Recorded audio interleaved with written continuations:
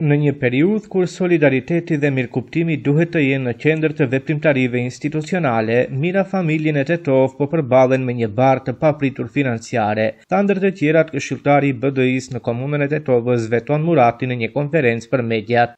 Në këtë muaj të shenjtë të Ramazanit, kur solidariteti, mirëkuptimi dhe mëshira duhet të jenë në qendër të çdo veprimi, qytetarët e Tetovës po përballen me një tjetër barë të rëndë dhe të papritur. Komuna e Tetovës, në bashkëpunim me kompaninë Sauber Maher, ka ndërmarrë veprime që jo vetëm i rëndojnë ekonomikisht qytetarët, por edhe i trajtojnë ata me mungesë të plotë ndjeshmërie dhe respekti.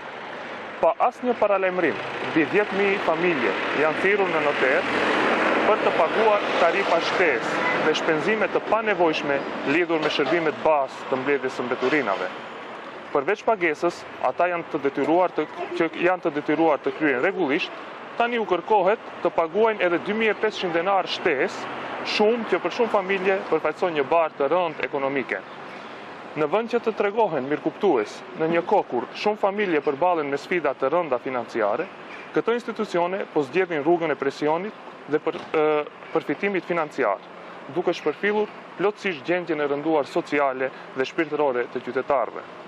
Këto veprime të ndërmarra pa transparencë dhe pa një komunikim paraprak, krijojnë një ndjenjë padrejtësie dhe zhgënjimi të thellë të qytetarët, që ndihen të pambrojtur përballë këtij trajtimi. Është e dhimbshme të shohësh se si në një muaj që simbolizon sakrificën dhe ndihmën ndaj më të dobtëve, qytetarët trajtohen si numra në një sistem burokratik të pamëshirshëm. Në vend që të ofrohen lehtësime apo të dëgjohet zëri i qytetarëve, ata përballen me kërkesa të papritura që vetëm sa e shtojnë ankthim dhe pasigurinë. Kjo qasje e ftohtë dhe e paarsyeshme nuk është thjesht çështje financiare. Është një tregues i qartë i mungesës së përgjegjësisë sociale dhe humane nga institucionet që në vend të lehtësimit të jetës së qytetarëve, duket se po e vështirësojnë atë edhe më tej. Në një kohë kur vlerat e humanizmit dhe të drejtësisë duhet të jenë në qendër të veprimeve, kërkohet me urgjencë një ndërgjegjësim më i lartë dhe një qasje më njerëzore ndaj qytetarëve.